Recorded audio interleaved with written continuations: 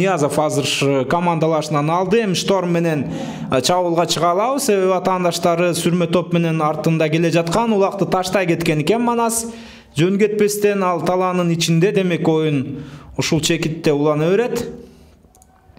Өтө жакшы Мурас командасынын оюнчусу азыр улакты алды. Командалаш менен бирге Тайгазанды көздөй келе жатат. Теги чекти жок. Командалаш менен бирге Тайгазанды көздөй келе алган жок. Назар Конушбаев азыр айланып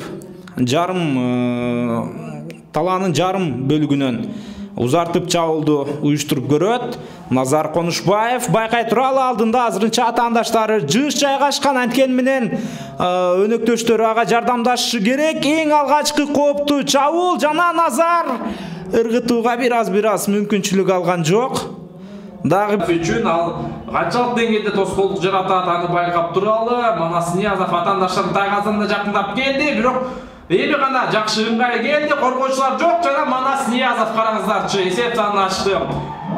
Мурас командасы 11 мүнөт бою чабуул жасады, бирок улакты сала алган жок. Эми мына Манас Ниязов жалгыз өзү улакты жерден эңди дагы алгачкы чабуулду уюштуруп, ушул жерден жакшы эле тоскоолдук жараткан экен. Бирок андан нары Жаныш Конушбаев аттан кулап түшүп, ага Манас Ниязовго аягына чейин тоскоолдук жарата алган жок.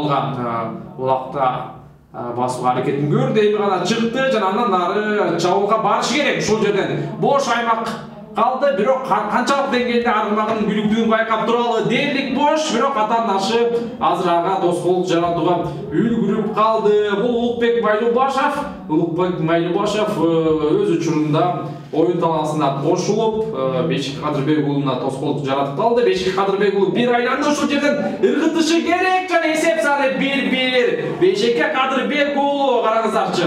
Буга чейин белгилеп өткөнбүз, ошол жекеме-жекеде Мурас өз мүмкүнчүлүгүн колдонушу керек деп, жана Бешик Кадырбек уулу эсеп санын өзгөрттү.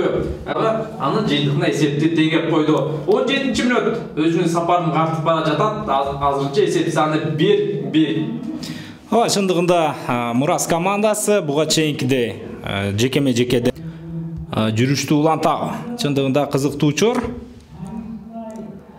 Азырынча эсеп сандары таблодон көрүп турганыңыздардай 1-1. Алатоо командасы Мурас жааты менен болгон беттеште өтө чоң атаандаштыкка туш болууда. Мурас командасы билбейм, ким күттү, ким күтпөдү, бирок анча-мынча күйөрмандар күтпөгөн бир оюнду көрсөтүүдө. Жана кезектеги чабуулдук аракет, эсеп сандары 1-2. Мурас командасынан Эржан Талантбек уулу Капраль менен атаандаштарынын Тайгазанына барып, ортодогу айырманы бир финал чындыгында өтө кызыктуу эрүүл бизге коюлуп жаткан кези. Кайрадан эле старттан улакты Мурас командасынын өкүлдөрү эңип алган, анткени менен дароо тартып алгандыгын да көрдүк.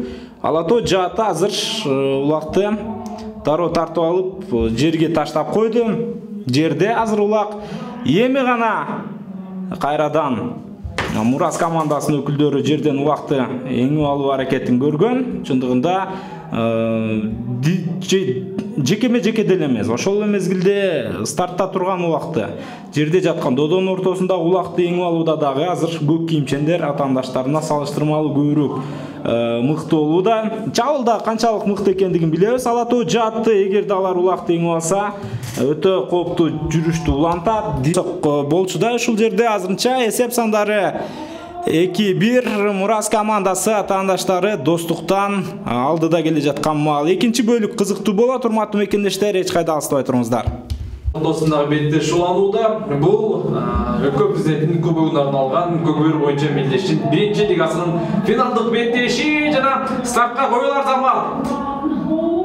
Жана эсеп саны өзгөртүүгө абдан жакын барган болчу. Бул ирет Мурас командасы алгач эле старттан улакталар замат атаандаштарын Тайгазан көздөй укмуштуу ылдамдык менен барып жетип барып, бирок Тайгазанга улакты ыргыта албай калды. Бул Урмат Абдышуулу Анда эмесе мына биринчи бөлүктө Ала Тоо командасы бийлик кезегинде жеңилүүдө, албетте көпчүлүгү канчалык аракет кылбасын, оорго жаратууда Жолдош Назаркулов анан ары Манас Ниязов бул жерде улакты өзүнүн кармагына өткөрүп алганга жетишкен экен. Манас Ниязов караңыздарчы, мына ушул жерде бийлиги күчтүү Манас Ниязов өтө мыкты деңгээлде атаандашына улакты тартып алды. Жана түз эле Тайгазандын көздөй бет алып бара жаткан кезде 12-чи катар сандагы Мурастын оюнчусу Жанболот Кайдыбаев акыр аягына чейин күрөш жүргүзүп тоскоол жаратты.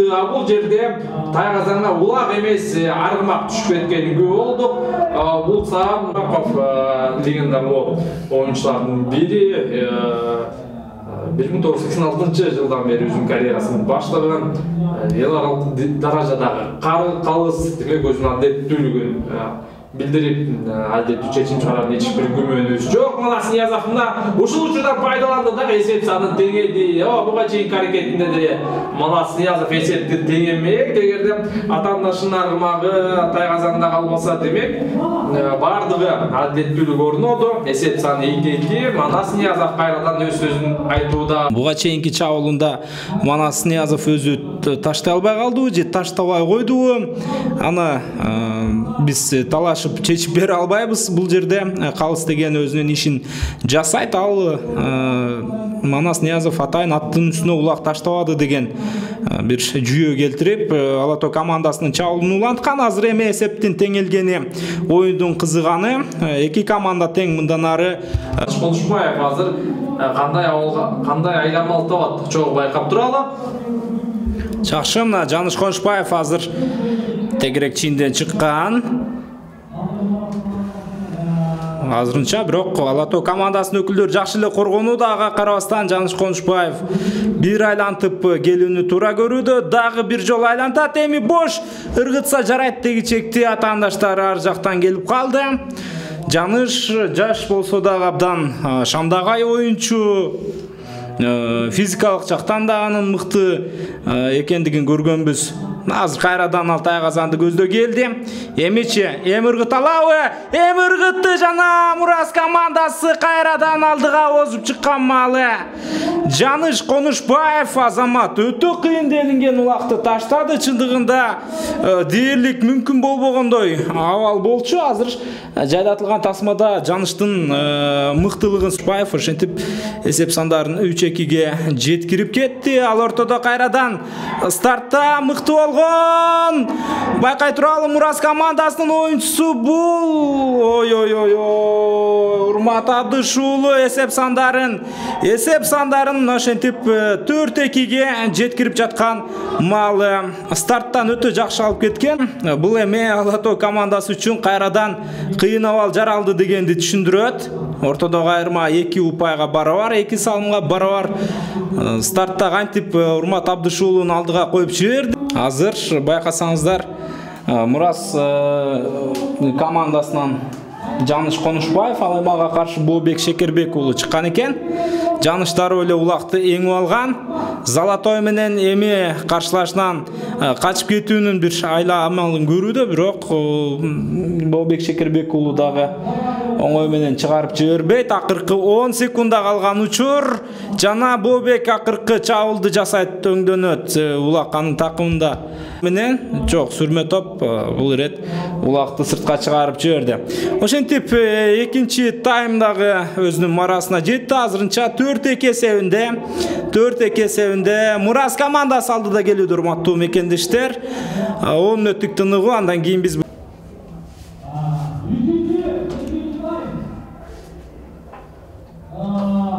күчтүн ченемин аныктоочу 3-чү бөлүк старт алууда. Бул көкбөрү боюнча 1-лиганын финалдагы себебинде түшүндүк. Ала Тоо командасы бүгүн коргондо өтө идеалдуу эмес. Жана Жаныш Конушбаев эсеп санын өзгөрткө абдан жакын барды. Бул жерде бир аз ыңгай келбей калды. Өңдөнөт абдан көп мүмкүнчүлүгү бар болчу. Жана Таштемир Майлубашев бул жерде дээрлик Тайгазанга түшүп бара жаткан улакты тартып алды. Бул жерден эми биз Жаныш Конушбаев кыйын абалда турат. Команда капитаны дагы Нурбек Байлиев дээрлик ооп түшүп калганына карабастан улакты чыгарбаганга аракет кылган. Анткени менен азыр байкай туралы Ала Тоо оюнчусу улак менен бул 11 номердеги Медет Абдыкайым уулу. Эми Медет эмне кылат? Такымга баса алабы? Ала Тоо оюнчулары азыр такымга баса албай жатат. Эми басты. Эми кандай окуяны көрөбүз? Манас Ниязов да улак. Манас Ниязов азыр Шторм менен канчалык деңгээлде мыкты чабуул уюштура алат? Себеби буга чейин Штормдун ылдамдыгы жетпей калгандыгын да көргөнбүз атаандаштарынын атына. Анткени менен Манас Ниязовдун тажрыйбасы мол келди. Эми Манас Ниязов Азамат эсеп сандарын кыскартууга жетишти.